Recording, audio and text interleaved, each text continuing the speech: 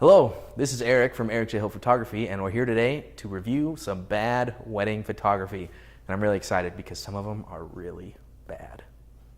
Let's get started. First off, why is she looking at a fruit? What is going on? I understand he's looking at the ring, but she's got a piece of fruit in her hands. I don't understand. When the photographer approached him with this idea, they should have said no. Remember, you have the right to just say no to your photographer. I don't like it. Let's move on to the next one.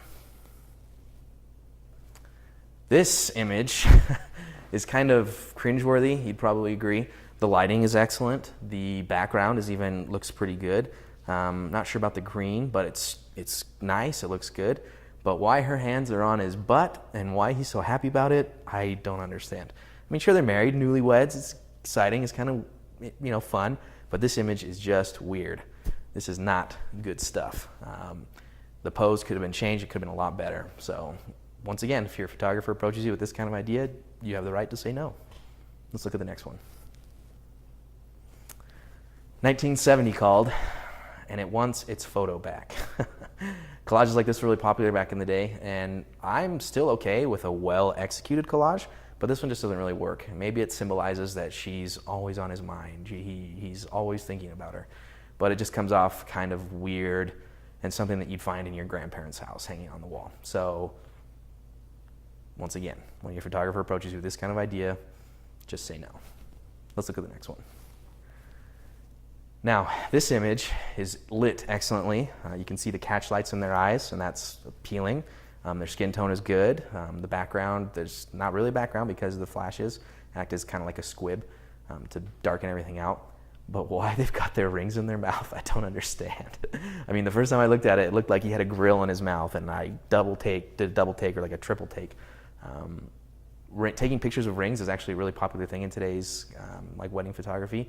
But in this kind of sense, like I said before, just say no. Don't do it. Don't put your ring in your mouth. First off, that'd probably be kind of gross. I don't know how clean rings really get, so just say no. Let's take a look at the next one. This one has like a weird vibe to it. I'm not sure who thought this would be a good idea, but it's not. She is standing on top of him, and that's kind of weird. He looks like he's okay with it, so kudos to them. You also notice that there's kind of a halo around the couple, and that just shows that the image was either underexposed and they tried to composite it to save it, which, it looks obvious. So in situations, low light situations, one, get a faster lens or bracket it if you need to, and then don't do poses like this because just don't. Let's take a look at the next one. Now this image actually has a lot of potential to be an excellent photograph.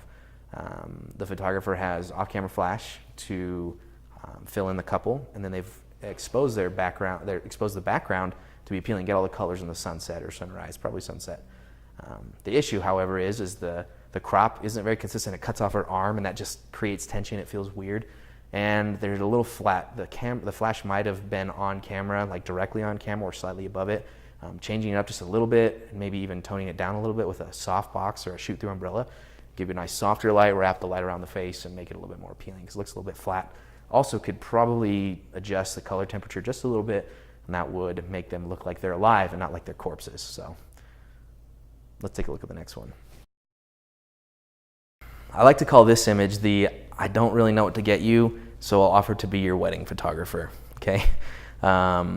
When your friend offers to do your wedding, first off, make sure you've looked at some of their work. Don't just say yes, and don't just have them be the sole person there, because that stuff like this happens, and that's kind of heartbreaking. The angle is good, as far as where they're at. They probably need a little bit tighter composition. Zoom in on that a little bit more, but it might be limited as far as what the lens has had. And then it's just shaky. Oh, that breaks my heart. And there's nothing you can do to save this kind of image. So when someone offers to do your wedding photography for free as a gift, just say no.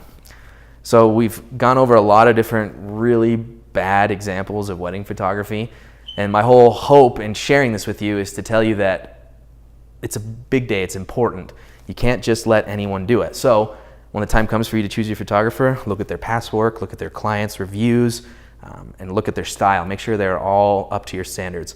And after that, if you can't find anything you like, contact me, Erik J. Hill Photography. I'd love to work with you and capture that special day, because it's your wedding day. You want to remember forever. It's important, right? So don't just trust anybody. Trust Erik J. Hill Photography.